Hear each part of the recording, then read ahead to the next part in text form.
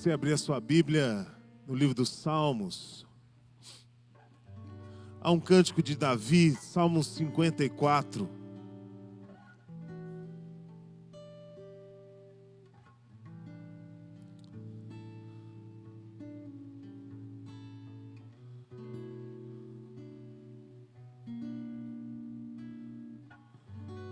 Salmos 54, os versículos de 1 a 4.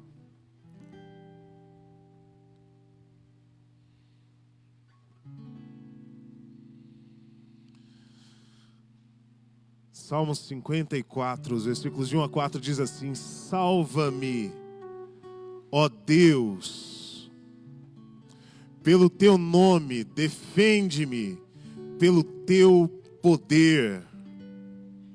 Ouve a minha oração, ó Deus, e escuta as minhas palavras. Estrangeiros me atacam, homens cruéis querem matar-me. Homens que não se importam com Deus. Certamente Deus é o meu auxílio. É o Senhor que me sustém. Essa expressão de salvação que Davi ergue ao Senhor, de que só em Deus ele tem socorro e esperança, é a expressão de alguém que confia, de alguém que se entrega a um Deus, sabendo que esse Deus o protegerá, será o seu auxílio, o seu refúgio, a sua fortaleza. Esse é o nosso Deus, meu irmão, minha irmã. Esse é o Deus que prepara a mesa, um banquete, que te convida nessa noite a dedicar sua vida em confiança e entrega total a Ele. Vamos nos colocar em pé e adorar esse Deus que é bom, esse Deus que tem nos sustentado com o seu poder. Deus, ao teu nome, toda honra, toda glória, todo louvor, toda adoração. Só a ti, Jesus, o nosso louvor. Deus, nós confiamos em ti e esperamos em ti. A nossa esperança, a nossa confiança está somente em ti, Senhor. Ó Deus, nós não temos para onde ir. A tua palavra diz que só tu tens palavras de vida eterna, de salvação. Então nós recorremos ao Senhor, nós vamos ao Senhor. Nós buscamos a tua face, buscamos a tua presença. E reconhecemos a tua bondade, o teu amor, o teu cuidado. O Senhor é bom, como é bom lembrar os atos poderosos do Senhor, as grandes coisas que o Senhor fez e faz pelo teu povo, e certamente o Senhor ainda fará. Exaltado seja o teu nome. Erguemos ao Senhor nessa noite louvor e adoração. Bendito é o teu nome, Senhor. O Senhor é bom, a sua misericórdia dura para sempre. Receba o louvor, receba os lábios que confessam o teu nome, o reconhecimento do teu povo nessa noite. Em nome de Jesus. Amém, amém. Meus irmãos, vocês declaram que o Senhor é bom, amém? Você pode aplaudir ao Senhor, a Ele glória, a Ele louvor.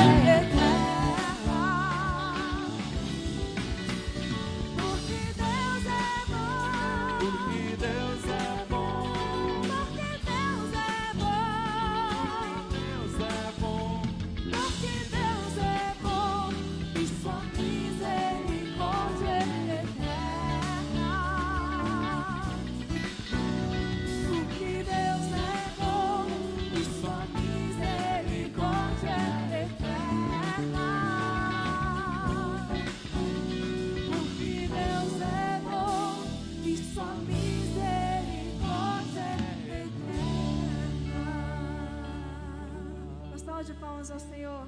Aleluia.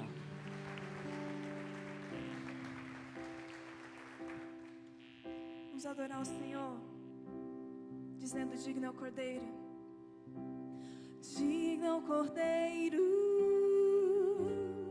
que foi morto. Santo Ele é, Do santo Ele e a Ti, Senhor, um novo cântico.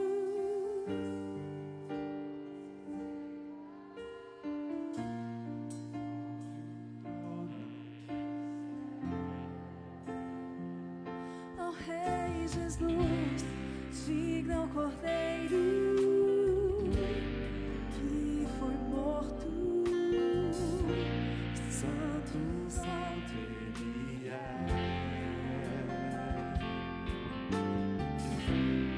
um novo cântico ao que se assenta sobre o trono do céu.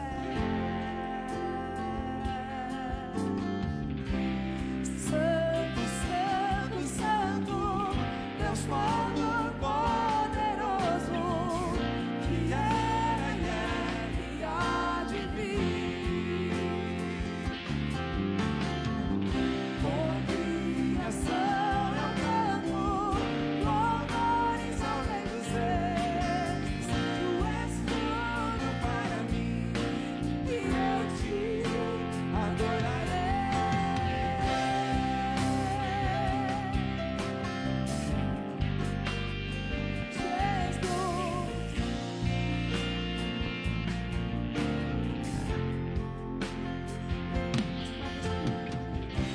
Está vestido com arco-íris, sons de trovões e lâmpadas. Louvores, honra e glória, cante. Louvores, honra e glória, força e poder é sempre ao único Rei eternamente. Santo, Santo, Santo, Deus Todo-Poderoso, que era e é e há de vir. Com toda a criação eu canto. Louvores ao Rei dos Reis. És tudo para mim e eu te adorarei.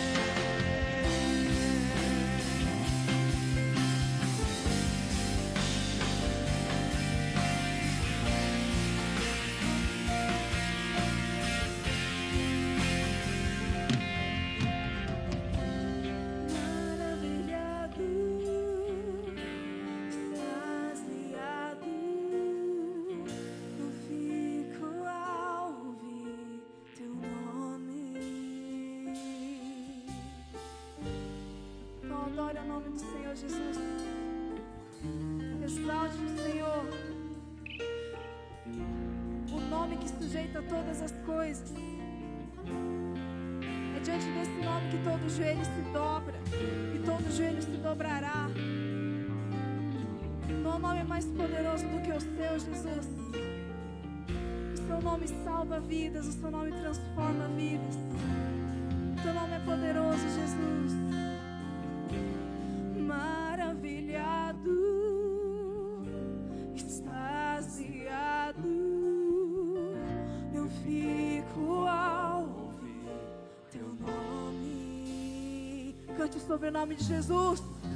Jesus, o teu nome é força, é fôlego de vida, misteriosa, nova vida.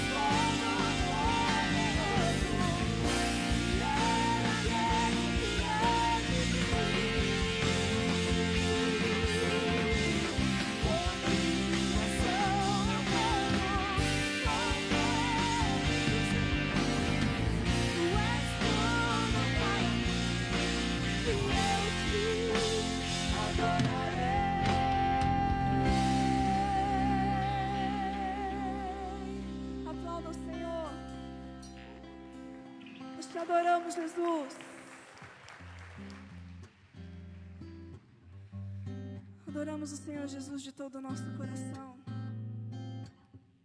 Então declare essa canção com todo o seu coração, com toda a sinceridade do teu ser.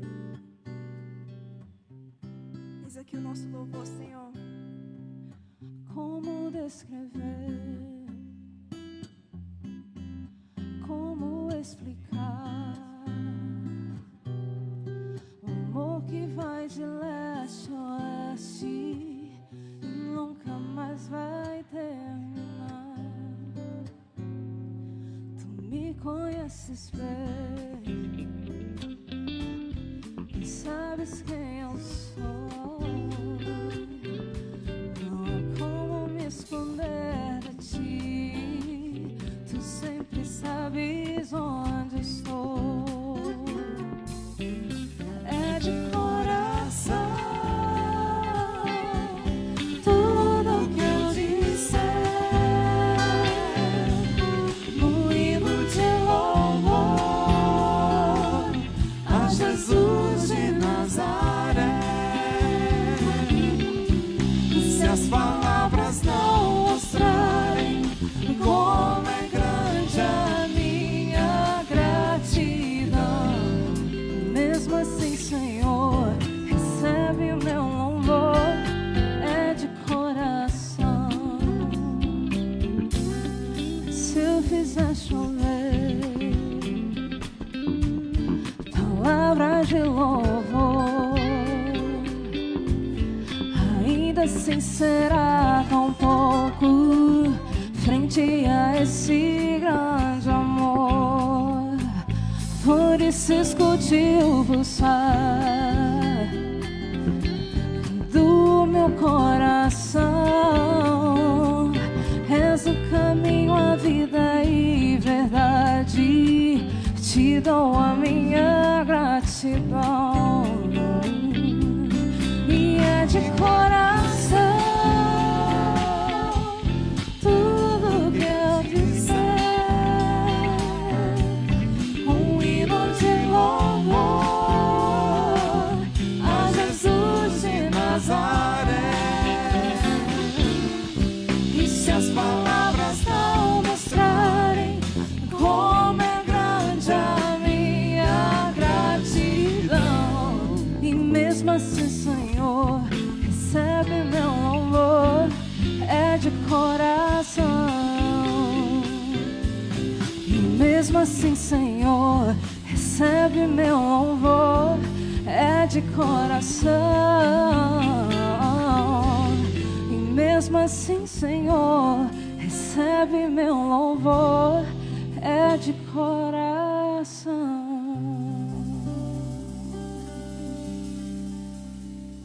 É o nosso coração, Senhor, derramado. Abre o seu coração diante do Senhor. Ele é o teu Pai, é o teu amigo, é o teu amado, é o teu Senhor, é o teu Rei. Abre o seu coração diante do teu Deus.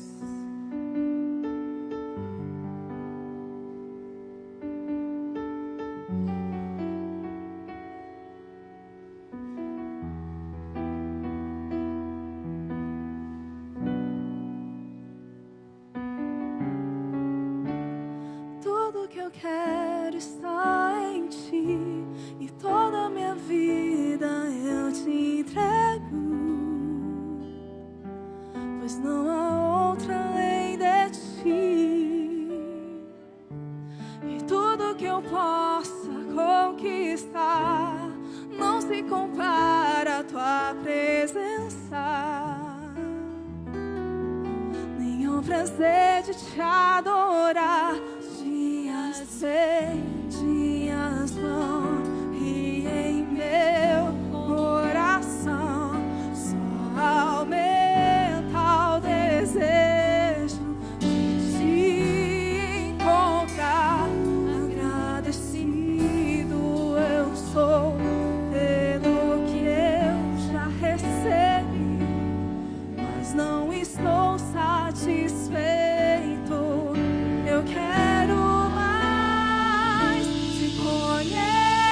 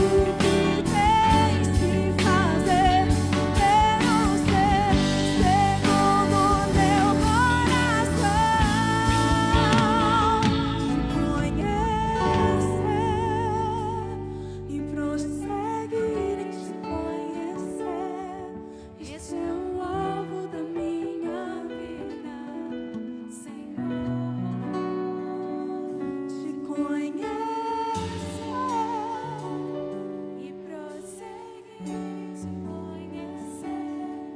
Tudo que eu quero pra minha vida, Senhor. Esse é o alvo da minha vida, Senhor. Diz só tu és o alvo, só tu és o alvo da minha vida, Senhor. Eis aqui a nossa adoração, Senhor. Tu és o nosso alvo. Seja o nosso centro, seja a nossa própria vida. Seja a nossa adoração todos os dias. Amém. Você pode se sentar?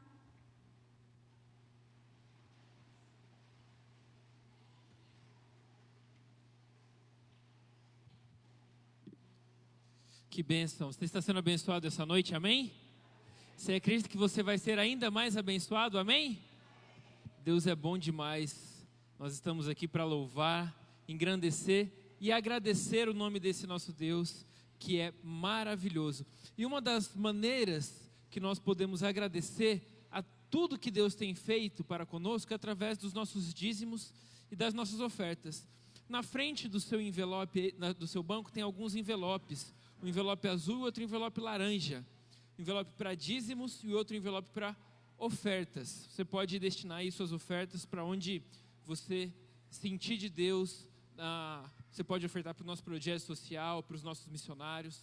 Cerca de 2 semanas atrás, nós recebemos aqui um casal, o Silas e a Ioná, que são missionários sustentados pela nossa igreja há mais de 30 anos. E eles são apenas uma das famílias que a nossa igreja sustenta e que a nossa igreja apoia como missionários. E você pode preencher um compromisso que tem aí espalhado pelos bancos, você pode pegar com algum dos diáconos também, que é um compromisso missionário, que nos próximos 12 meses você se compromete a sustentar financeiramente uma família dos nossos missionários, ou mais famílias, ou mais projetos sociais também.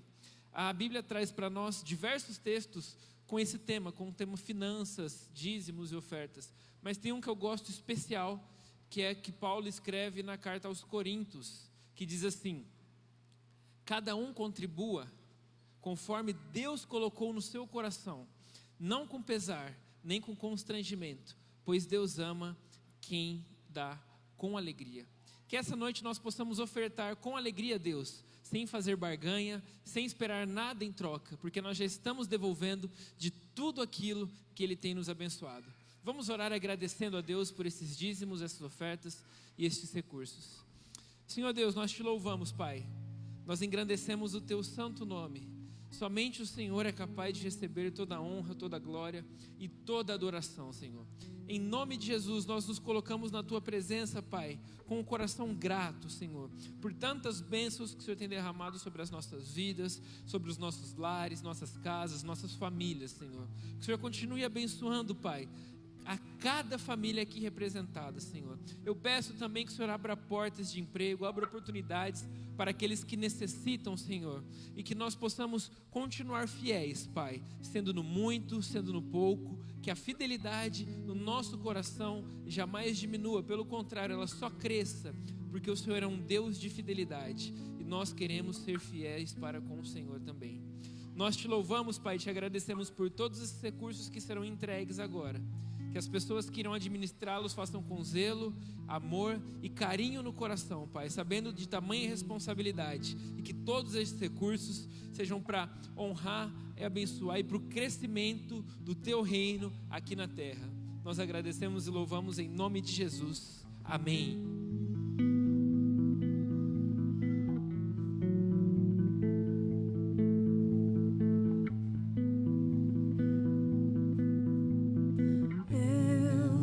Queria ter mais que uma voz, mais que um amor e uma vida pra te oferecer,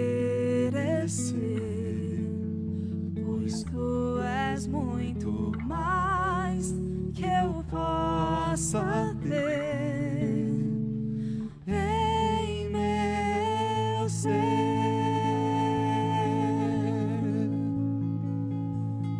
Tu és o Autor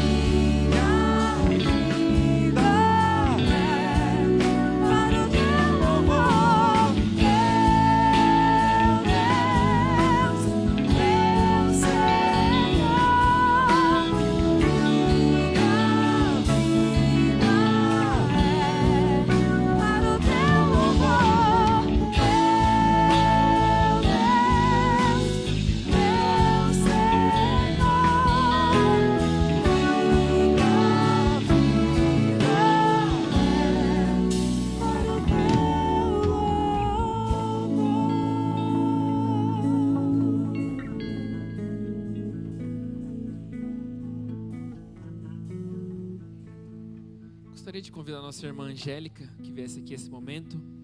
Ela tem um recado, um convite especial para dar para nós essa noite.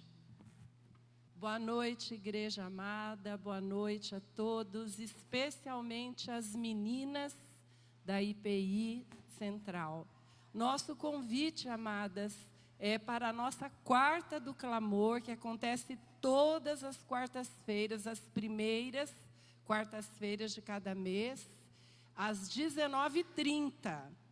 E essa quarta-feira, agora dia 6, a nossa convidada é uma das damas desta igreja, Dona Esmeralda Campos Vicentini, nossa amada irmã preciosa, que vai dar o testemunho da vida dela de oração.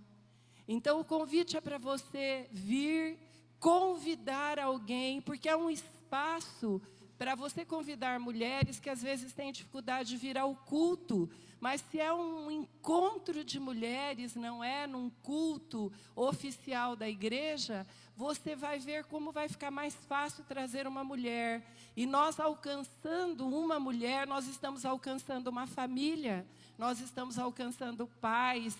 Eu que fui professora, eu penso que se nós alcançarmos uma professora, nós vamos alcançar centenas, quem sabe milhares de crianças, de jovens, adolescentes.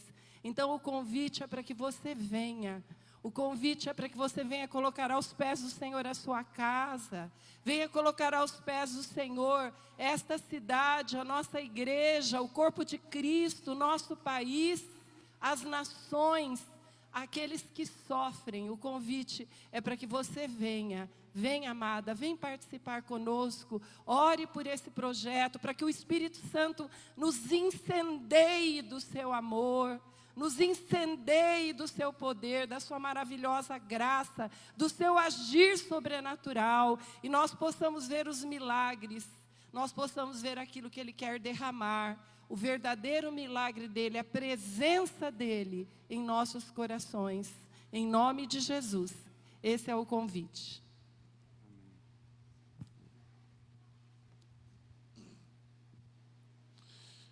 Irmãos, nós temos nessa mesa,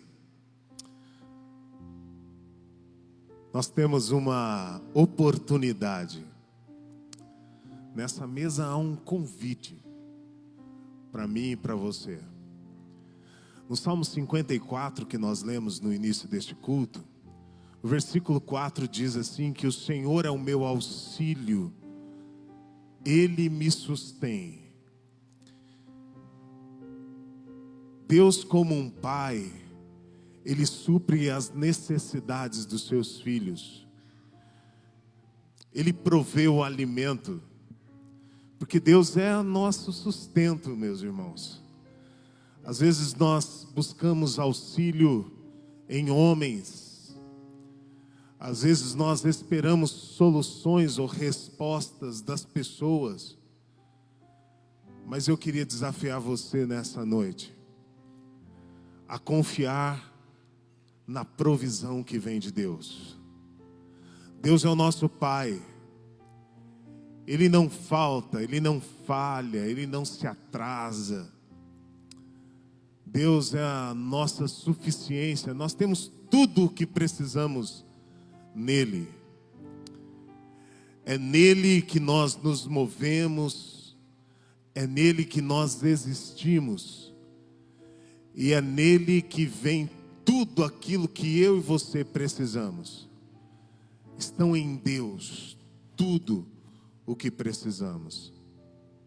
Porque Deus também, Ele se entregou através do seu Filho Jesus Cristo. E Ele deu tudo, Ele deu a sua vida. Ele derramou o seu sangue por nós na cruz. E nós temos aqui o pão e vinho como elementos, como instrumentos da sua graça, da sua demonstração de amor. E eu quero convidar então os presbíteros dessa igreja para que venham à frente. Nós participaremos da ceia do Senhor neste momento. Por favor, os nossos irmãos presbíteros, todos os nossos irmãos presbíteros.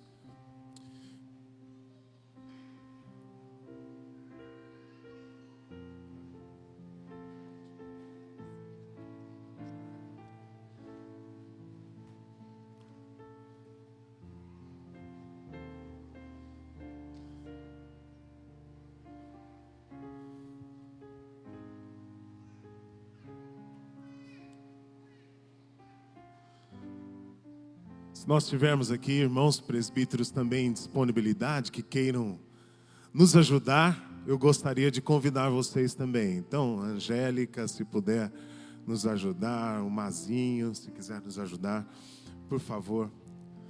E falando o nome assim, não tem como não ajudar, viu, Mazinho? Tem que vir. Obrigado, Mazinho. Nós queremos convidar você com seus filhos, primeiramente, a vir à frente. Papai, explique um pouquinho para o seu filho. Fale para ele o que significa o pão e o vinho. E depois seus filhos estarão indo com o missionário Mateus, ali para a aula que foi preparada para eles. E depois os irmãos lá do fundo deverão vir pelo corredor central até os irmãos aqui da frente, entendeu? Os irmãos lá do fundo virão e participaremos juntos da Santa Ceia do Senhor.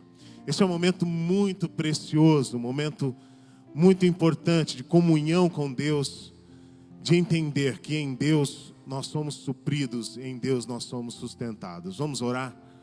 Senhor Deus, consagramos a Ti esses elementos, pão e vinho, e rogamos que o Senhor nos faça compreender que tudo o que precisamos está em Ti, Senhor, na Tua palavra, na pessoa de Jesus, que é suficiente para nós, na sua salvação, no seu sangue, que nos redime, que nos purifica, no seu pão que nos alimenta. Tua palavra mesmo diz: eu sou o pão da vida. Aquele que vier a mim jamais terá fome. Nós somos alimentados em Ti, Senhor, e recebemos com alegria a provisão, o alimento que vem das Tuas mãos. Em nome de Jesus.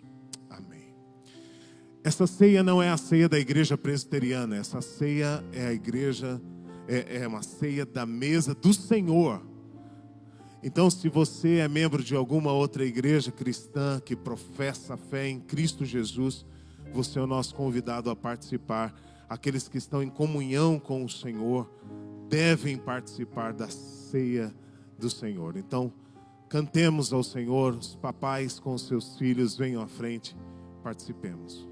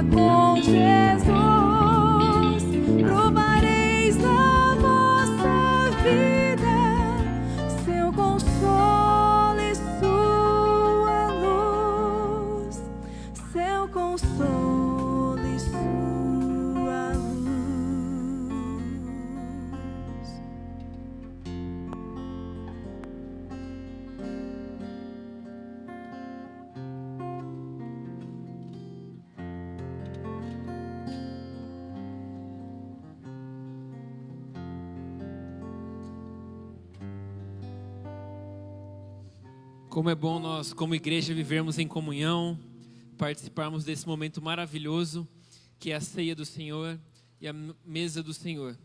E o que é muito importante para a nossa comunhão também é receber pessoas novas. Por isso eu gostaria de saber se tem alguém que nos visita hoje pela primeira vez. Pode fazer um sinalzinho assim com a sua mão. Temos aqui, ó, algumas pessoas aqui do lado direito. Lá em cima também temos mais algumas pessoas. Tem alguém aqui desse lado? Todos vocês que levantaram as mãos, primeiramente vocês são muito bem-vindos à nossa igreja.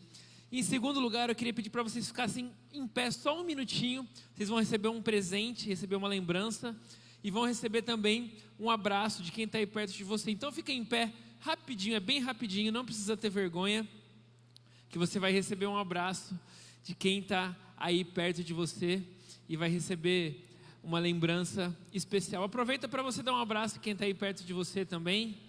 Quem está aí do seu lado, aquele abraço, aquele sorriso.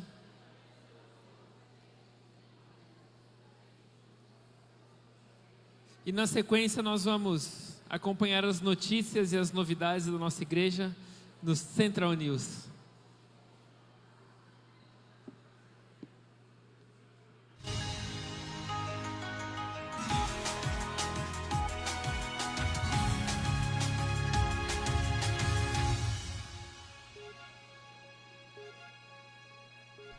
Olá, igreja! Central News começando, e lembrando que você pode rever os nossos avisos no site ipicprudente.org.br.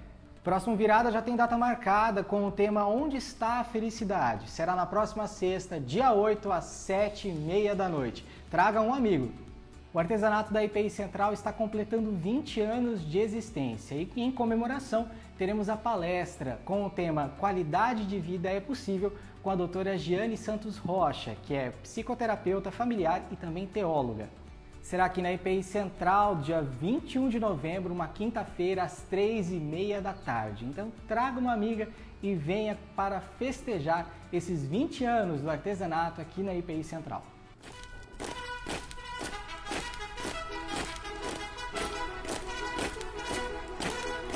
Pelotão, sente!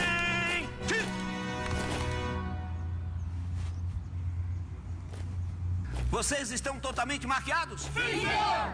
Estão prontos para o trabalho? Sim, senhor! Você sabe o que vamos fazer agora? Não, senhor! Nós vamos visitar os hospitais, visitar os pacientes, orar pelos enfermos, falar do amor de Jesus com alegria. Você está preparada para fazer isso? Sim, senhor! Não vai pedir para sair? Não, senhor! Não prefere ir para o shopping com as suas amigas? Não, senhor! Seja bem-vinda a esse grupo. Participe você também do 3º Congresso Operação Alegria, dia 29 e 30 de novembro. Faça suas inscrições e venha fazer parte desse exército você também. As inscrições são limitadas. Quem chegar por último vai ficar de fora!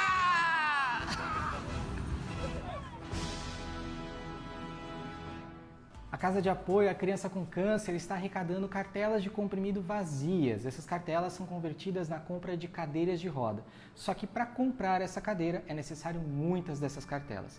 A nossa igreja é um dos pontos de arrecadação. Você pode deixar na secretaria ou então com a zeladoria essas cartelas de comprimido vazias. As obras do projeto Mão Amiga no Brasil Novo estão a todo vapor e para que ela continue é necessária a sua parceria.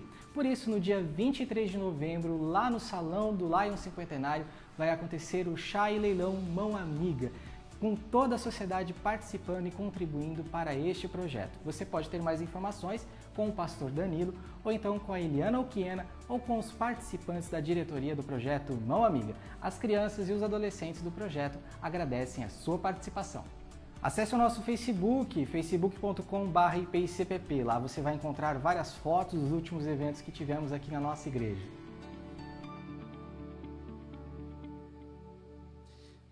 Muito bem, muito bom estar com vocês, estar com a igreja nesse culto, depois de 2 semanas de férias.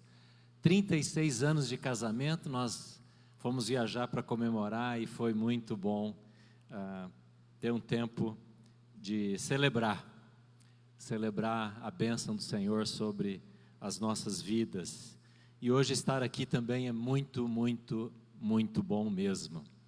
E durante estes dias, pensando e orando sobre esta palavra ou esta frase que está aqui, é nele, aqui embaixo. Daqui a alguns dias, nós vamos desligar essa luz, vamos tirar esse letreiro que está aqui iluminado e vamos guardar, quem sabe usar em outra ocasião, até dar para alguma igreja, quem sabe, porque esta foi a frase que norteou a nossa igreja durante este ano de 2019. É nele. E quando pensamos nesta frase no início do ano, tínhamos a visão de trazer para a igreja uma vida cristã, o desafio, o convite de uma vida cristã centralizada em Cristo Jesus, nele. E entendermos juntos que a nossa vida só tem propósito e razão, e só podemos ser úteis nas mãos de Deus se for a partir deste relacionamento com Ele. Por isso, durante este ano, foram várias as ocasiões que sermões foram pregados aqui e séries foram feitas pensando neste tema, é nele. Você já ouviu alguém dizer assim, ou você já disse assim para alguém, talvez para o seu cônjuge, para o seu filho, para alguém da sua casa: puxa, eu já te disse isso tantas vezes, mas ainda você continua fazendo de outra maneira. Eu já pedi tanto para você não deixar essa roupa suja nesse lugar. Não é? As mamães já falaram isso? Eu já falei que eu não gosto disso. Isso não me agrada, isso não é bom, e você continua fazendo. Quem já falou, já ouviu alguma coisa assim em casa especialmente? Levante a mão. Todos nós, né? Todos nós já falamos. Agora, com que frequência nós falamos assim para as pessoas lá em casa? Puxa, é tão bom que você faz isso, eu gosto tanto que você faz isso. Isso agrada tanto a mim, isso me deixa assim, faz o meu dia ficar leve. Quem conseguiu falar algum elogio para alguém de perto essa semana? Levanta a mão. Não pode mentir, irmãos. Olha, Deus está vendo, hein? É muito mais difícil, não é verdade? E nós precisamos sim criar um ambiente, uma atmosfera de encorajamento, de elogio, de incentivo, de destaque aquilo que é positivo que está acontecendo nos nossos relacionamentos, dentro da nossa casa, dentro da nossa célula, dentro da nossa igreja. Às vezes destacamos aquilo que é negativo. Falamos assim: puxa, eu queria tanto que você mudasse, queria tanto que você fizesse o que eu já te pedi 200 vezes. E deixamos de destacar aquilo que é positivo, o elogio, o incentivo, a motivação.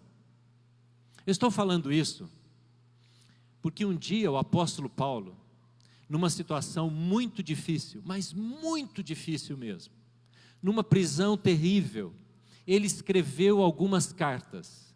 E uma das cartas que ele escreveu foi a carta aos Colossenses. A cidade de Colossos ficava muito próxima a duas cidades muito importantes. A cidade de Laodiceia, se você for à Turquia, você pode conhecer a cidade de Laodiceia, as ruínas. E a cidade de Hierápolis, que era uma cidade no alto de uma colina, de onde jorrava e jorra até hoje uma água quente, uma água termal, muito preciosa para os banhos. Está lá a água correndo ainda, num lugar muito bonito da Turquia. E no meio destas duas cidades ficava a cidade de Colossos. Uma igreja, uma cidade muito pequena, que havia já sido muito grande em anos e séculos anteriores, mas era pequena. Essas duas maiores quase que fizeram um colapso na cidade de Colossos. Era uma cidade sem muita importância na época de Paulo. Então a igreja de Colossenses, dos Colossenses, era também uma igreja pequena, frágil, se comparada com a igreja de Laodiceia. A igreja de Laodiceia, por exemplo, foi tão importante que Jesus escreveu uma carta para ela. Está lá no Apocalipse. Mas Paulo escreveu uma carta tão preciosa que nós podemos dizer é a carta mais cristológica do Novo Testamento. Isto é a carta onde Paulo mais fala da pessoa de Jesus. É como se ele fizesse um tratado, um documento, ensinando àquela igreja quem era Jesus. Se você abrir a sua Bíblia, por favor, abra lá no primeiro capítulo de Colossenses, você vai ver que num pequeno trecho, Colossenses é uma das cartas que está lá no meio, assim, bem no meio do Novo Testamento. Veja se você consegue. A gente, com essa questão mais digital, às vezes fica com dificuldade de achar, não é? Onde é que está. Então é bom você treinar isso também na sua Bíblia. A gente tem dificuldade de encontrar. Colossenses, uma pequena carta, 4 capítulos apenas. Se você olhar comigo no primeiro capítulo, versículo 15, veja aí, versículo 15, começa com o pronome ele. Vê se na sua Bíblia começa assim, ele. Está se referindo a quem? A Jesus. A Jesus. Capítulo 1, versículo 15. Ele. E aí vai descrever Jesus. E se você for seguindo no capítulo 1, versículo 15, 16, 17, 18, 19, 20, você vai ver pelo menos 9 vezes palavras como essa que está aqui, ó, na nossa frente. Nele, ele, para ele, com ele, por meio dele, porque é um texto cristológico, ele está ensinando, ele está falando sobre o Senhor Jesus. Então é uma carta que nós precisamos ler com aquela atenção de quem quer aprender. E junto com esse tratado sobre Jesus, junto com esta carta que tem Cristo como eixo, Cristo é o centro, o apóstolo Paulo faz alguns elogios para a igreja. E a pergunta que eu faço a cada um de nós, faço à igreja toda hoje, é a seguinte: veja se você consegue responder para você esta pergunta. Passado um ano, quase um ano, nós estamos no penúltimo mês do ano, passado quase um ano, ouvindo sobre Ele que tem uma coroa na cabeça, Jesus, que tem toda a autoridade. O que é que Jesus hoje, se fosse falar com você, comigo, com cada um de nós, nos elogiaria? O que ele diria para você, marido, homem? Talvez você hoje, como alguns visitantes estão aqui pela primeira vez, mas essa pergunta vale para você também. Se Jesus fosse olhar, julgar, fosse avaliar a nossa vida hoje, o que ele diria para você, homem, mulher, jovem, adolescente? Eu te elogio por isso. Se alguém pudesse olhar para você, como Paulo olhou aquela igreja, o que diria de positivo, de elogio, de incentivo, destacando algum elemento muito bom que está acontecendo na sua vida hoje?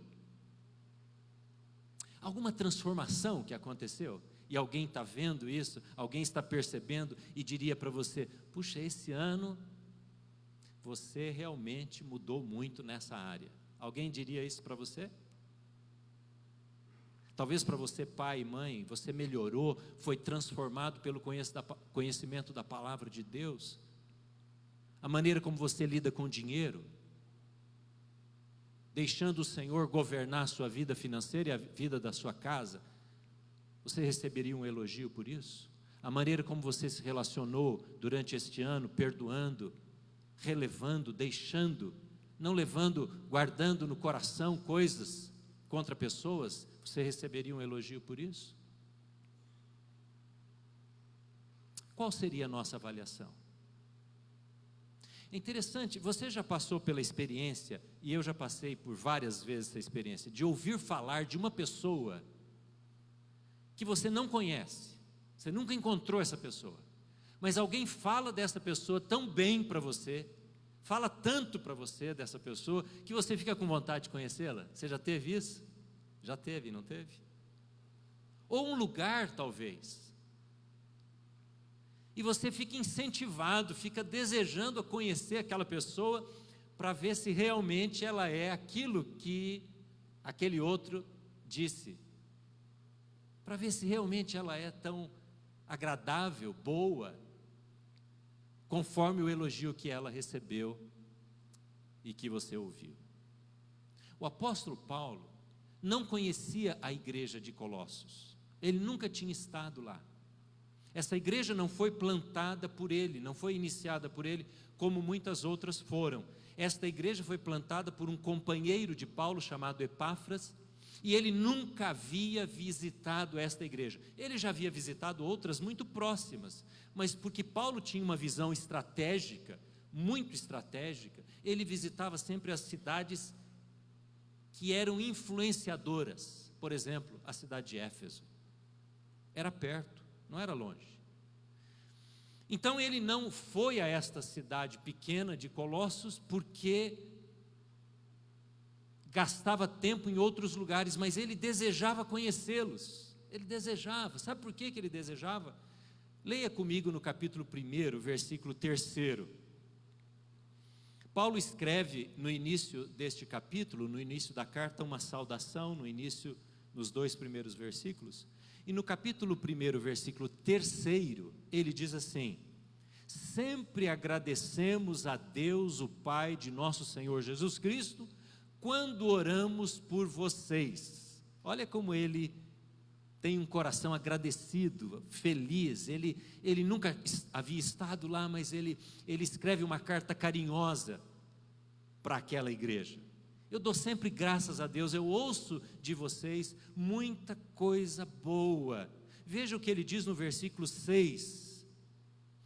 Versículo 6, aí embaixo: por todo o mundo este evangelho vai frutificando e crescendo, como também ocorre entre vocês. Era uma igreja que crescia, que frutificava, desde o dia em que o ouviram e entenderam a graça de Deus em toda a sua verdade. Vocês o aprenderam de Epáfras, nosso amado cooperador, fiel ministro de Cristo Jesus para convosco, que também nos falou do amor de vocês tem no Espírito. O testemunho daquela igreja era muito alto, elevado, muito bom. O conceito daquela igreja perante os apóstolos e perante Paulo era excelente. Por isso ele escreve esta carta e ele faz alguns elogios. E eu quero compartilhar com você nesta noite 2 elogios bem distintos, bem específicos, que o apóstolo Paulo faz para a igreja de Colossos. E a pergunta é: o quanto nós seríamos elogiados nestes 2 aspectos? Nós estamos pensando neste tema, nele, com ele, para ele, até o fim. Irmãos, até o fim, nós declaramos que Cristo é o centro, é o eixo da nossa vida, é o eixo desta igreja, precisa ser o eixo dos nossos relacionamentos, da nossa família, do nosso casamento, até o fim, sejam 2 anos de casados, 36 anos, ou até o fim da sua vida, até o fim da nossa existência, até o fim na volta de Cristo, até o fim do tempo que Deus ainda está usando, trabalhando para mudar a nossa vida, até o fim. É nele, é por ele. Esta é a mensagem que todo domingo a gente vem aqui ouvir, é Cristo Jesus. Ele é o centro, ele é o eixo, ele é a razão, ele é a motivação da nossa existência. Amém, irmãos? É Cristo Jesus. Estamos aqui por causa de Jesus. E quanto mais nós nos aproximamos de Jesus, mais estes elogios e esses testemunhos públicos da nossa fé vão aparecendo. Não há coisa melhor do que ser casado com uma mulher que ama Jesus. Não há coisa melhor do que ser casado com uma um homem que ama Jesus, ter um filho, ter um amigo, um relacionamento, um namoro, uma família, com pessoas que amam a Jesus, porque quando Jesus é o centro, as coisas boas começam a ser vistas, e a nossa vida vai sendo transformada, não é verdade mesmo? Quanto mais perto de Jesus, marido, mais abençoador vai ser o seu relacionamento com a sua esposa. Se as coisas não estão indo bem, não é porque a sua esposa não faz aquilo que você gostaria que ela fizesse, ou não é porque os seus filhos não fazem o que você gostaria que eles fizessem. E não adianta você falar para essas pessoas, para o seu cônjuge, para os seus filhos, para quem quer que seja, eu já te falei tanto, e você não muda. Essa pessoa precisa andar com Jesus. O desafio, a oração, a insistência, a conversa nossa tem que ser: nós precisamos nos aproximar de Jesus, porque quando Ele é o centro da nossa vida, as coisas começam e continuam até o fim sendo mudadas. Você crê nisso, irmão? Amém? É isso que nós precisamos dizer. Você, avô, avó, você tem que orar pelos seus netos, dizendo: Senhor, é Jesus, e que ele conheça Jesus. A gente gasta mais tempo às vezes pedindo a Deus que abençoe os nossos filhos, os nossos netos, a nossa família, a nossa própria vida, buscando coisas que são importantes sim, mas não são as mais importantes, não é o eixo que vai conduzir toda a vida, porque é Cristo Jesus. Essa tem que ser a nossa oração. E como aquela igreja era uma igreja que tinha Cristo no centro, e Paulo fala sobre isso nesta carta, as coisas boas começaram a aparecer. Veja o primeiro elogio que Paulo faz no versículo 4. Temos ouvido falar da fé que vocês têm em Cristo Jesus. Você pode dizer isso? Uma fé. Vamos falar juntos, bem alto? O elogio que Paulo faz àquela igreja de Colossenses. 2 elogios. O primeiro é uma fé em Cristo Jesus. Vamos falar juntos? Uma fé em Cristo Jesus. Está aí no capítulo 1, no versículo de número 4. Dou graças a Deus, temos ouvido falar da fé que vocês têm em Cristo Jesus. A pergunta que pode ser feita a nós hoje: como é que está a fé em Cristo Jesus na nossa vida? Agora, para ficar mais fácil responder a essa pergunta, deixa eu dizer que esta é uma área da vida cristã difícil para muitas pessoas entender o que é fé. E nesta falta de compreensão do que é fé, as pessoas ficam confusas sobre o seu relacionamento com Deus. Por exemplo, você já viu frases assim: eu acho que eu não tive a fé suficiente, necessária, para receber aquela resposta de oração. Talvez você já tenha dito para alguém assim: olha, você precisa crer, precisa ter fé. E a pessoa então começa a desenvolver um sentimento, um desejo forte, é quase como uma autoajuda: eu preciso ter fé, eu preciso ter fé. Mas na verdade a gente não sabe bem, não é verdade? O que é de fato a fé que poderia ser elogiada, como foi aqui nesta igreja, a fé em Cristo Jesus. A gente tem dificuldade, e às vezes pensamos que é um sentimento muito forte, um sentimento que temos com relação a Deus. Eu creio que Deus existe, a Bíblia fala isso, né? Que Ele se torna galardoador, isto é, Ele se torna presenteador daqueles que o buscam, daqueles que creem nele, e a gente fica pensando: bom, eu preciso aumentar essa fé, mas eu não sei bem como aumentar a fé.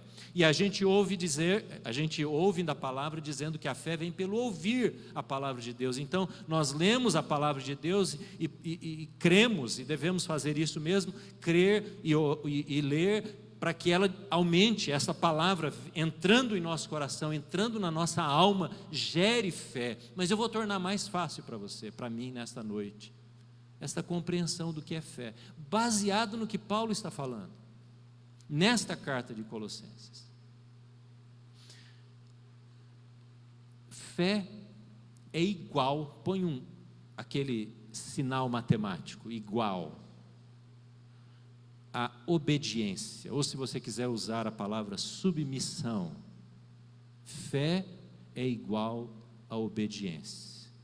Deixa eu explicar um pouco mais, vou tomar para isso um exemplo. Houve um homem na Bíblia, e ele foi chamado de pai da fé. Quem foi esse homem? Abraão. Por que Abraão é chamado pai da fé? Talvez o primeiro que exerceu tanta fé, que teve tanta fé, a ponto de ser identificado como esse pilar de um homem que viveu pela fé. Um dia, Deus chegou para Abraão e falou aos seus ouvidos, ou ao seu coração, e disse assim: Abraão, você vai sair da sua família, da terra onde mora os seus parentes. Ele disse: tá bom, Deus, vou para onde? Só vai saber depois. Mas como, Senhor? Estou imaginando a conversa de Abraão.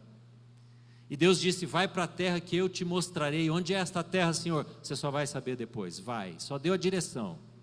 E ele imediatamente obedeceu. Será que é por isso que ele está sendo chamado durante toda a história de pai da fé? Obediência é a manifestação, é a maneira como a gente revela fé. Porque fé não é um sentimento abstrato, impossível de ser identificado.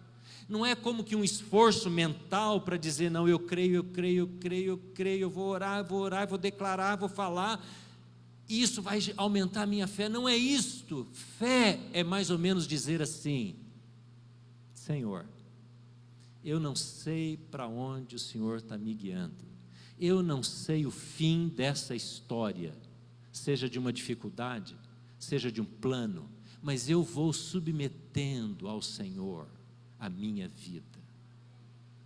Isto é fé. E um dia Deus chama este mesmo homem, pai da fé, que durante tanto tempo esperou por um filho, e quando esse filho está grandinho já, Deus diz para ele: Abraão, vai para um lugar e você vai sacrificar o seu filho. O que ele fez? Obedeceu. Como pode isso? Se submeter a uma situação desta, a um Deus que pede este sacrifício, esse tamanho sacrifício, do sacrifício do seu próprio filho, mas ele toma o seu filho, vai em direção ao lugar que Deus havia determinado, porque ele era um homem de obediência, um homem que estava aberto para ouvir o que Deus estava falando. E à medida que nós nos submetemos a Deus, Deus vai nos chamando uma pessoa de fé. Como é que um jovem, um adolescente, desenvolve fé? Como é que um jovem poderia ser chamado, um adolescente poderia ser chamado de um adolescente, uma garota, um menino, de fé? Sabe como? Tem muitos adolescentes aqui. Quando você se submete aos seus pais, porque os seus pais, as autoridades sobre você, as pessoas que são responsáveis por você, representam a Deus na sua vida.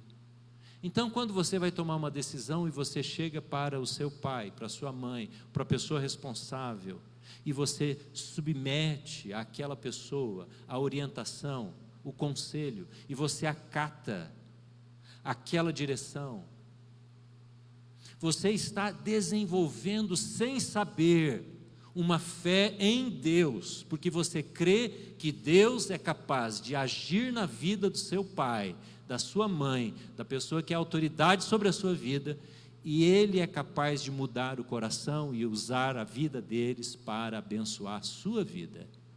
E aí você se torna uma menina, uma garota, um menino de fé. Não é abstrato, não é abstrato. Ou quando você está para tomar uma decisão, e aí você diz, puxa Deus, me dá fé para tomar essa decisão. E aí você não toma conselho com ninguém, você não busca conselheiros maduros para te ajudar nessa decisão. Mas você quer fé, e você se dirige a Deus, você fala, Deus, me mostra o que eu devo fazer. Quando Deus quer usar, e Ele usa pessoas maduras ao nosso lado, conselheiros, para nos orientar e nos fazer entender a vontade dEle para a nossa vida. Quando você faz isso, quando você busca conselho, quando você busca pessoas maduras, você está, sem perceber, desenvolvendo fé. Porque você é capaz de crer que Deus vai usar estas pessoas, a boca dessas pessoas, a mente, a maturidade dessas pessoas, para guiar a sua vida. Eu ouvi uma vez uma frase que disse assim, olha, não confie nos amigos. Essa primeira parte parece muito estranha, não é? Porque amigos às vezes só querem ver a nossa alegria. Amigos que não são comprometidos com a verdade, com falar a verdade. Então não confie nas pessoas todas que te dão conselho, porque às vezes a gente é manipulado por nós mesmos, pelo nosso coração enganoso, e vamos a pessoas para nos darem conselhos, sugestões, que a gente sabe que vão buscar apenas agradar a gente. É isso mesmo, faz isso.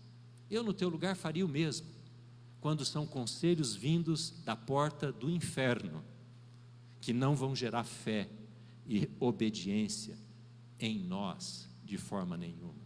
Você consegue compreender isso? Fé é igual a nos submetermos a Deus. Como é que a gente descobre como nos submetemos a Deus?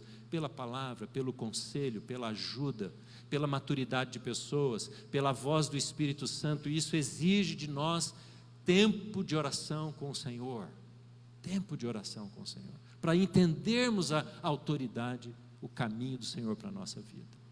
Deixa eu dar um outro exemplo de um outro homem, que nos ajuda a entender que fé é igual a obediência.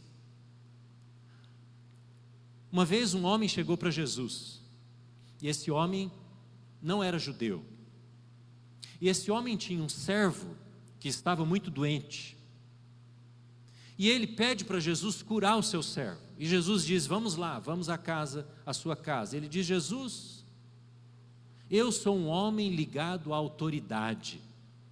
Você conhece a Bíblia? Já descobriu que homem é esse? Esse é um centurião, era um líder romano, do exército romano.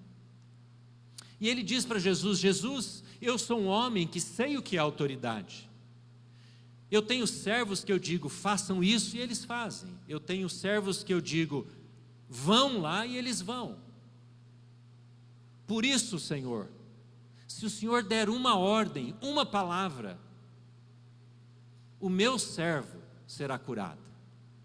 Jesus olha para aquele homem e diz uma coisa surpreendente, e alguns judeus estavam ali, até os discípulos estavam ali, e Jesus olha para aquele homem e diz assim, eu nunca vi em Israel inteiro, o que? Você lá, lembra da história? Uma fé como esta. Por que Jesus elogia a fé daquele centurião que não conhecia nada da palavra? Ele não era como os judeus que conheciam decoro os salmos, os profetas, não sabia nada. Aliás, pelo contrário, ele tinha uma influência cultural romana, ele era dominador, ele era senhor, ele era parte do povo explorador, os romanos.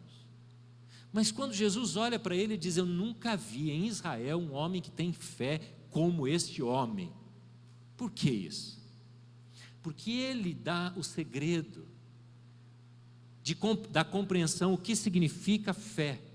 Ele diz, eu sou um homem que conheço o que é autoridade. Se o Senhor mandar, vai acontecer. Está lá em Mateus capítulo 8. Se o Senhor disser, vai acontecer. Isso é fé, é saber que há uma autoridade sobre a nossa vida, e nós nos submetemos espontaneamente, Você entende isso? Há pessoas, e você já ouviu isso que eu vou dizer, há pessoas que querem muito Jesus como Salvador das suas almas, querem paz, paz na consciência, querem alívio dos pesos do pecado, dos erros, dos desacertos, querem Jesus para ser o Salvador das coisas erradas, das bagunças que às vezes fizeram nas suas próprias escolhas.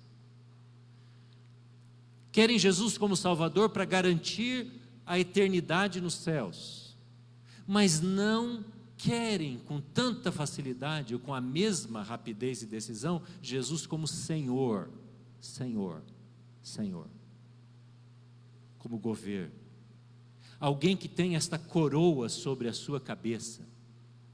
E como Paulo está falando sobre Jesus nesta carta, ele vai ensinar sobre isso, quando ele escreve essa poesia. Se você olhar comigo, veja aí no capítulo 1 ainda, um pouquinho mais para frente, diz aí que Jesus está sobre todo o poder. Veja aí no versículo 16, no mesmo capítulo 1 de Colossenses, pois nele foram criadas todas as coisas, nos céus, na terra, as visíveis, as invisíveis. Veja, Jesus é o autor de toda a criação, todas as coisas ele fez, sejam tronos ou soberanias. O apóstolo Paulo está mandando uma carta para uma cidade que pertencia à cultura grega, a cultura helênica, que era a cultura da sabedoria. E Paulo está dizendo, ele criou todas as coisas, debaixo dele, estão todos os principados, todos os poderes, todas as autoridades, todas as coisas foram criadas por ele e para ele. Veja, irmãos, Paulo está dizendo, não há uma divindade sequer no meio de vocês, que é crido por vocês, que esteja acima da autoridade de Jesus. Por isso ele está ensinando sobre fé. Por isso fé é igual à obediência de alguém que reconhece Jesus como autoridade na sua vida. Eu convido você hoje agora, a pensar, Senhor, qual é a principal área da minha vida que não está totalmente debaixo da autoridade de Jesus? Talvez seja o seu namoro, suas amizades, talvez seja o seu computador,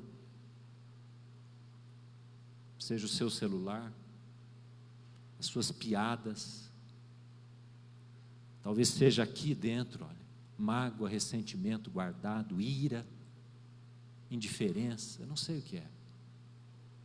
Onde Jesus não reina, esta coroa não está colocada sobre esta área da sua vida. Isso é ter fé. E se Jesus fosse avaliar a nossa igreja, ele iria perguntar, onde há submissão? Aí ele iria dizer, aí tem fé. Ele iria perguntar aos jovens, aos adolescentes, aos homens, aos casados, aos solteiros, há submissão a mim na sua vida? Então você tem fé.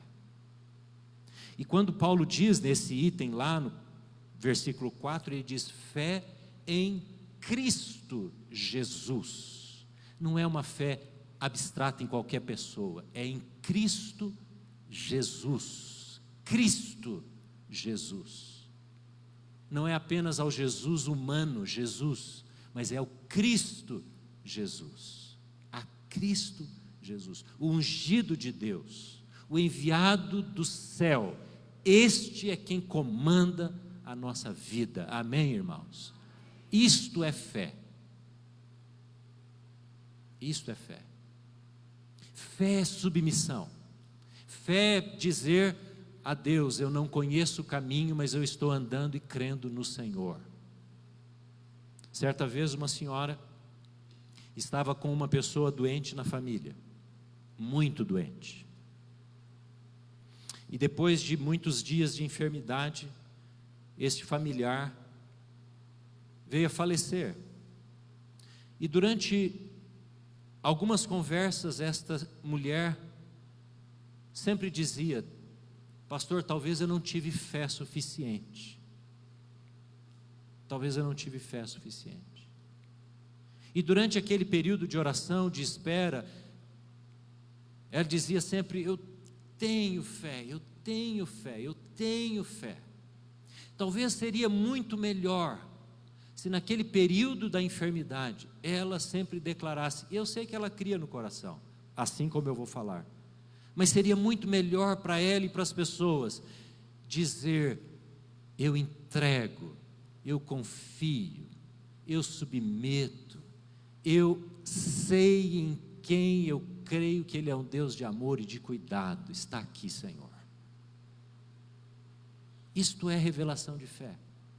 Então a maneira como lidamos com situações mostram se nós estamos de fato exercitando a fé, ou às vezes é uma força mental do pensamento, é um sentimento religioso. Você sai aí fora, você conversa com pessoas, você vai ver muita gente: nossa, aquela pessoa é uma pessoa de muita fé. O que significa isso? O que significa? Se não for de submissão, de entrega, de confiança, de obediência, de ser transformado pelo Espírito Santo, pela palavra de Deus, pode ser simplesmente um esforço da mente em orar e repetir e buscar e esperar. A fé se submete. Amém, irmãos? Esse foi o primeiro elogio. O segundo elogio que Paulo faz àquela igreja está no mesmo versículo, versículo 4, e eu peço a sua atenção para olhar comigo. Ele diz assim: e o amor que vocês têm por todos os santos, o amor que vocês têm por todos os santos. Esse é outro elogio. Ele elogia a fé e logo em seguida ele elogia o amor que estava presente naquela igreja. Vamos mudar um pouquinho essa palavra santos? Porque senão vocês vão dizer: é porque o pastor é santista e é por isso que ele está falando santos. Não. O amor que vocês têm por todos os crentes, os cristãos, os que amam a Jesus, os discípulos de Cristo. Mas isso é muito abstrato também, não é difícil de entender isso, não é verdade? Porque você pode dizer assim: puxa, eu amo todo mundo, eu amo assim em geral, eu amo todo mundo que está perto de mim. Mas deixa eu falar um pouquinho mais e talvez você vá mudar de ideia e a sua compreensão vai ser outra. Veja o que diz capítulo 3, versículo 11. Acompanhe comigo lá. Paulo fala, ele dá uma característica daquela igreja, bem importante para entender isso aqui, o que significa amar todo mundo. Capítulo 3, versículo 11, diz assim: nesta nova vida, já não há diferença entre, aí eu vou pedir a sua ajuda para lermos juntos, não há diferença entre grego e judeu. Primeiro paralelo que ele faz, grego e judeu, vai guardando isso. Segundo, circunciso e incircunciso, segundo paralelo. Terceiro, bárbaro e cita. Quarto, escravo e livre, mas Cristo é tudo e está em todos. Então vamos ler todo mundo junto agora, o versículo todo. Nesta nova vida, já não há diferença entre gregos e judeu, circunciso e incircunciso, bárbaro e cita, escravo e livre, mas Cristo é tudo e está em todos. Paulo está dizendo: a igreja de vocês tem tanta gente diferente. É impressionante como essa igreja, mesmo sendo uma igreja ainda pequena, tem gente de todo tipo. E eu elogio o amor que vocês têm um pelo outro. Ele está dando um elogio para essa igreja de diferentes. Quais são as diferenças básicas que aparecem aqui. Bom, a primeira diferença era a diferença étnica ou racial. Quando ele diz judeu e grego, ele está colocando dois grupos de pessoas, e os gregos representavam todos aqueles que não eram judeus. Os gregos com todas as suas divindades, toda a sua filosofia, e os judeus centrados na pessoa de Yahvé, de Deus Jeová, o Deus do Antigo Testamento, o Deus de Abraão. E ele está dizendo, no meio de vocês, há gregos e há judeus. A cidade de Colossos era pequena, mas havia, segundo os pesquisadores, mais de 10.000 judeus que viviam na cidade. Porque era uma região de muito comércio, e os judeus sempre estão ligados, né? Sempre estavam e estão ainda ligados ao comércio. E Paulo diz, entre vocês há gregos e há judeus, mas há um amor que cobre e une essas pessoas, as pessoas diferentes. Outra diferença que ele faz aí é uma diferença religiosa. Ele fala incircunciso e circunciso. O que é isso? Você sabe que a circuncisão era uma cerimônia religiosa feita pelos judeus. Só judeus circuncisava o menino ao 8º dia. Os outros povos não faziam isso, porque era uma ação religiosa de pacto com Deus. A circuncisão era a marca corpórea do pacto daquela família com Deus. Por isso que a gente fala que o batismo é a circuncisão em Cristo, porque é uma marca física, é a água colocada na cabeça, tanto da criança quanto do adulto, e porque nós somos circuncidados no coração, e a água é o símbolo. Então Paulo está dizendo, nessa igreja tem gente que foi circuncidada na infância, e gente que é incircunciso, mas está junto. Porque um judeu que se convertia, ele tinha sido circuncidado lá na infância, agora ele estava convivendo com um não judeu, com um de outra raça, de outra etnia, de outra religião. Mas isso não fazia diferença nenhuma, porque para o judeu, a circuncisão que ele havia recebido lá na infância, no 8º dia, perdeu valor quando ele encontrou Jesus. Você compreende isso?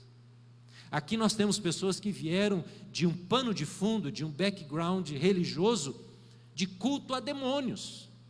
A demônios. Já temos pessoas que nasceram dentro da própria igreja. Mas isso não importa.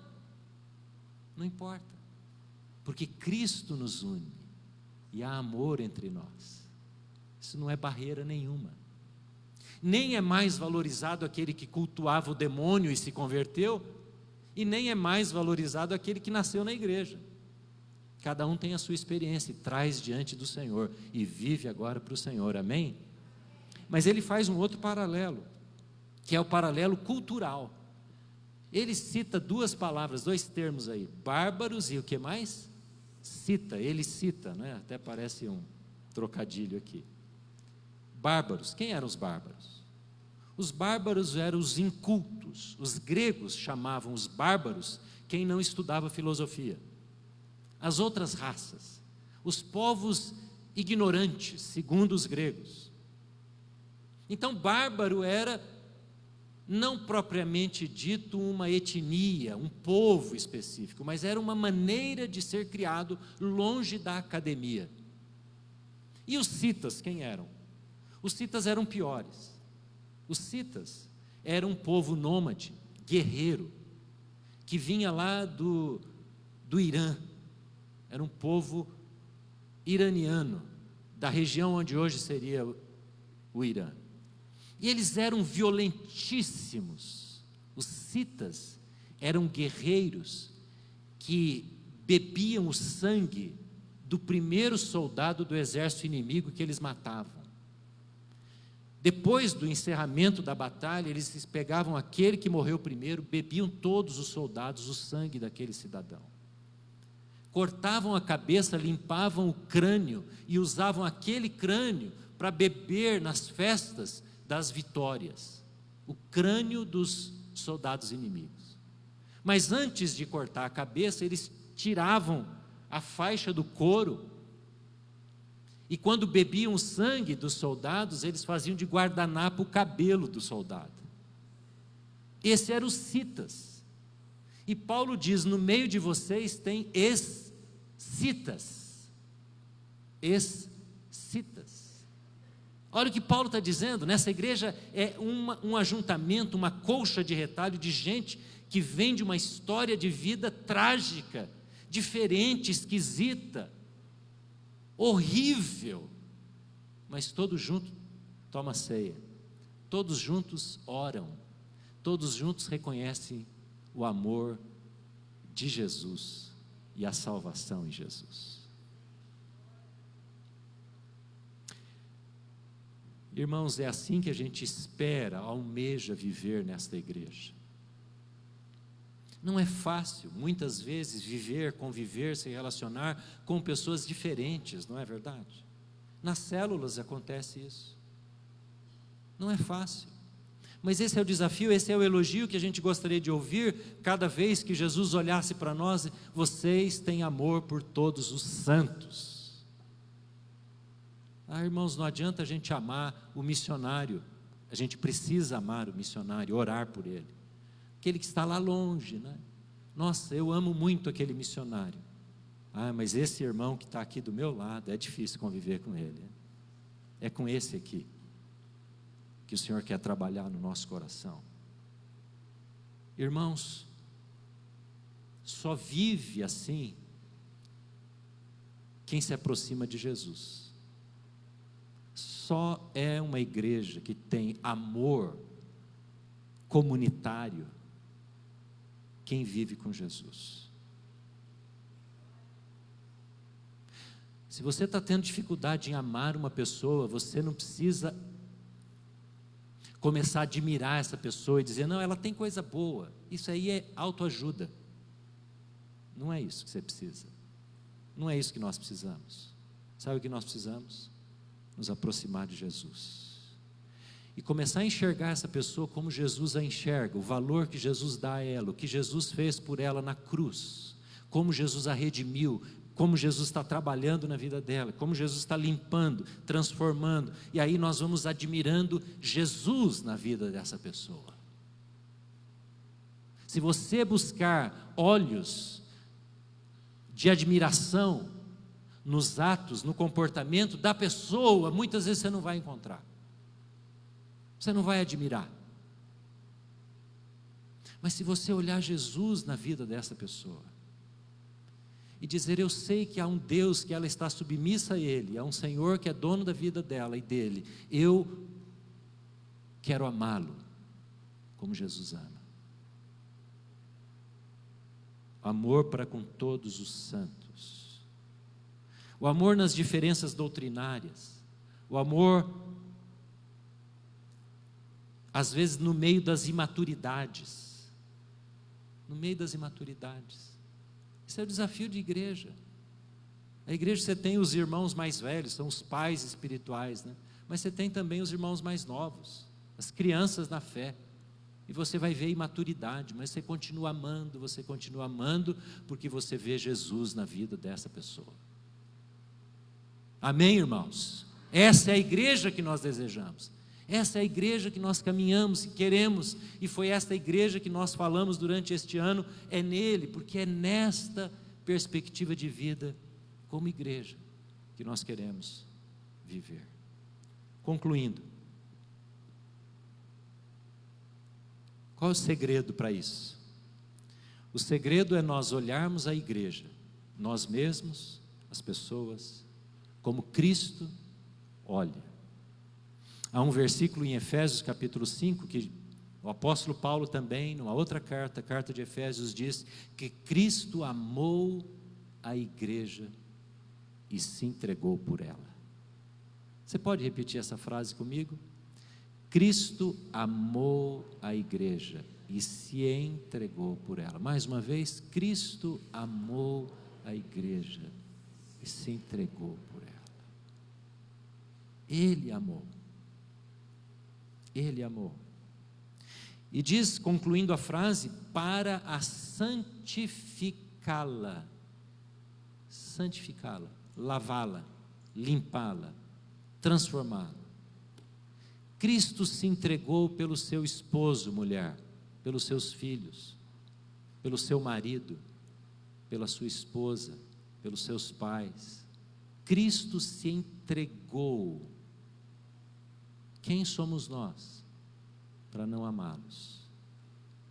Para não olharmos para o Senhor e dizermos: Senhor, está nas tuas mãos esta situação de rebeldia, de desobediência, do que quer que seja, está nas tuas mãos, Senhor. Eu quero continuar amando como o Senhor a ama, até o fim. Amém? Até o fim do ano só? Não, né? Até o fim, até que a gente consiga olhar no olho e dizer: realmente, eu aprendi a amar. Concluindo, termino com uma história sobre o pastor Messias. O pastor Messias é um querido nosso, não é? Já bem idoso agora, mas muitos daqui conhecem. E eu estava num encontro de missionários, certa vez, e ele estava falando para nós, há muitos anos já. E ele estava dizendo que, por ser na época o pastor da igreja de Londrina, da primeira igreja, uma igreja muito grande, ele recebia com frequência missionários na igreja que vinham pedir o apoio da igreja. E esses missionários, segundo ele disse, contando a história naquela ocasião, vinham para ele e diziam: pastor Messias, Deus me deu um amor muito grande por aquele povo na África. E aí colocavam o povo alvo, né, para onde iam. E eu gostaria muito que a igreja me ajudasse a ir, contribuísse, se tornasse a minha parceira, porque Deus me deu um amor muito grande. Aí ele parou de contar a história, virou para nós e disse assim: meus queridos missionários, eu tenho muito receio, com aquele jeito bem educado dele, né? Tenho muito receio de alguém que diz, antes de pôr o pé no campo missionário, que ama muito aquele povo, porque a hora que chega lá, vê os problemas que tem, e vê como aquele povo vive, trata as pessoas, e como aquele povo às vezes vive de forma tão diferente, a lua de mel acaba logo que o missionário chega. Eu prefiro, disse ele, aquele missionário que diz: pastor, eu gostaria que essa igreja fosse parceira, porque eu quero servir ao Senhor Jesus no meio daquele povo. Esse amor, meus irmãos, não está em você e nem em mim. Não fale: eu amo muito as pessoas. Talvez seria muito melhor você dizer: eu quero aprender a amar as pessoas. Você não precisa dizer: eu tenho muita fé. Ninguém pede isso a você. Você poderia dizer, deveria dizer: eu quero aprender a me submeter ao Senhor. Vamos abaixar as cabeças e vamos orar?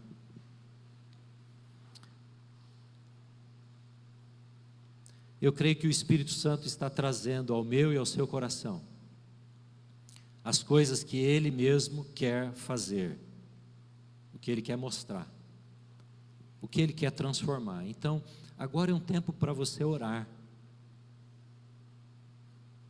e dizer: Senhor, eu abro, eu quero que esta coroa de autoridade de Cristo Jesus esteja na minha vida. Eu coloco a coroa de Jesus no meu casamento, no meu coração, nos meus sentimentos, a autoridade de Jesus sobre aquilo que está escapando da autoridade de Cristo, não está glorificando ao Senhor. É hora de você orar e dizer isso. Senhor, eu quero exercer a fé obediente, não a fé que quer convencer a Deus de fazer isto ou aquilo, mas a fé que se submete e diz: Senhor, eu confio no Teu amor, confio, eu sei que o Senhor me ama, eu sei que o Senhor é o meu pastor e nada vai me faltar, por isso eu entrego. Peça para o Senhor isso. Talvez alguma área da sua vida, alguma situação que você está pedindo ao Senhor, Você deve continuar pedindo, mas sempre dizendo: Senhor, eu me submeto a Ti. Mostra o Teu caminho, Senhor. Faça isso agora. Talvez você esteja hoje com um relacionamento difícil, quebrado, distante.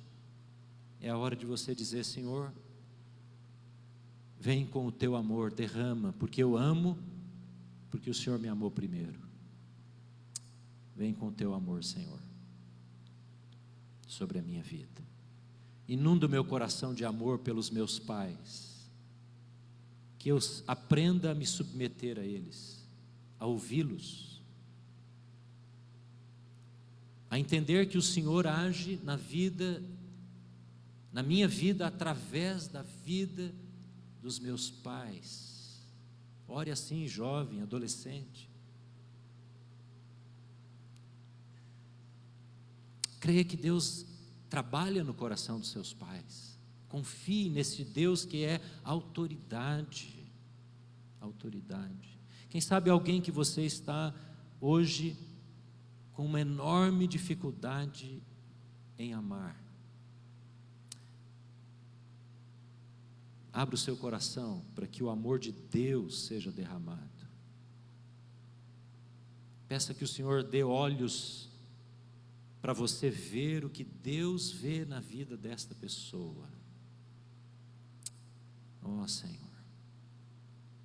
Talvez seja alguém que você está cansado até de ajudar, alguém que você tem conversado, falado, aconselhado.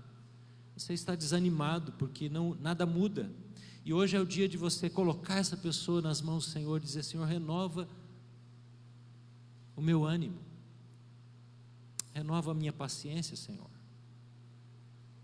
na direção desta pessoa.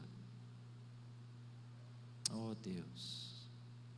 Talvez algum relacionamento que você quebrou com alguém, e é hora de você consertar. É hora de você chegar e pedir perdão, abraçar, declarar o amor de Jesus entre vocês. Se isso diz respeito a você, se o Espírito Santo está falando com você, eu peço que você erga a sua mão. Nós vamos orar agora. E erguer a mão significa: Senhor, estou aqui, eu quero que o Senhor faça isso na minha vida. Essa é a minha resposta a Ti, Senhor. Eu sei que uma destas coisas diz respeito à minha vida, Senhor. Está aqui a minha vida. Eu me rendo a Ti, Senhor. Eu me rendo a Ti. Senhor, estas mãos erguidas nos fazem lembrar que somos dependentes do Senhor. Estas mãos erguidas são como que um pedido de socorro, de intervenção, de cura, de milagre Teu no nosso coração, Senhor. Estas mãos erguidas, ó Deus, que estão em direção aos céus, é o reconhecimento da autoridade de Jesus sobre a nossa vida. E nós oramos agora por esses dois assuntos, fé e amor, e te pedimos que o Senhor nos faça viver na obediência e na graça transbordante para com a vida das pessoas. Senhor, nós oramos, entregamos a Ti, Senhor, confessamos a dureza do nosso coração, confessamos muitas vezes as nossas resistências de nos entregarmos a Ti, e pedimos o Teu milagre, a Tua cura sobre a nossa vida, sobre a nossa casa, sobre a nossa família, em nome de Jesus. Amém, amém e amém. Vamos ficar em pé, irmãos? Vamos ficar em pé. Você está perto de alguém da sua casa aí? Ou alguém bem próximo a você? Dá a mão para essa pessoa, quem sabe põe a mão no ombro dela. Vamos orar, vamos abençoar uns aos outros. Pai, nós Te bendizemos, Senhor, porque o Senhor nos dá pessoas E nós te louvamos juntamente aqui por essas pessoas que estão ao nosso lado, cônjuge, família, amigos.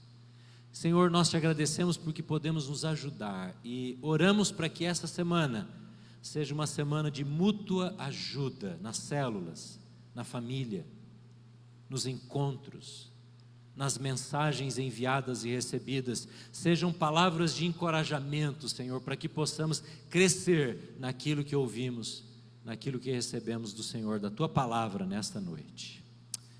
Oramos entregando a Ti, Senhor, pedindo a Tua bênção sobre a nossa semana, sobre esses próximos dias. Oramos, ó Deus, para que a Tua boa mão esteja sobre as casas, o trabalho, a vida profissional, os estudos. Oramos pelo nosso país, Senhor, por tempos difíceis, de tanta complexidade, de tanta animosidade. Nós oramos pedindo a Tua misericórdia, Senhor. Não queremos ser apenas um país próspero financeiramente, não queremos apenas ouvir notícias de coisas boas que podem vir à frente no aspecto econômico. Queremos ser um país de justiça, um país onde crianças, idosos, famílias são cuidadas e têm espaço para serem abençoados, para crescerem. Oramos, ó Deus, pelos nossos governantes no município, no estado, pelo nosso governador doente, pelo nosso presidente. Abençoamos a vida dessas pessoas, do nosso prefeito, dos vereadores, do Congresso. Pedimos, ó Deus, que Tu uses pessoas que temem ao Senhor em qualquer um destes meios para estabelecer a Tua justiça e retidão. Oramos em nome de Jesus, e que a graça de Cristo, o amor do Pai, a comunhão do Espírito Santo esteja sobre nós, sobre o povo de Deus, hoje e para sempre.